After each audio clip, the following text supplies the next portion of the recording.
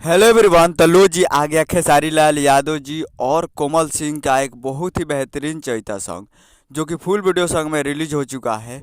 और इस गाने को लिखे हैं टुनटुन यादव जी और इसमें म्यूजिक दिए हैं आर्या शर्मा जी और इसे गाए हैं खेसारी लाल यादव जी, जो कि आपको स्क्रीन कवर दिखाई दे रहा है। जिस सॉन्ग का टाइटल रखा गया है एसी ए बलम, जिसका टाइटल है एसी ए बलम।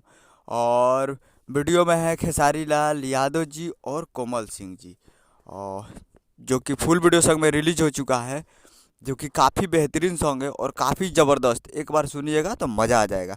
तो एक बार जाइए और जाकर इस वीडियो सॉन्ग को देखिए और प्यार दीजिए। काफ़ी ज़बरदस्त वीडियो सॉन्ग बनाया गया है और ये चैता गीत 2023 का है और ये तीसरा सॉन्ग है खेसारी लाल यादव जी का चैता।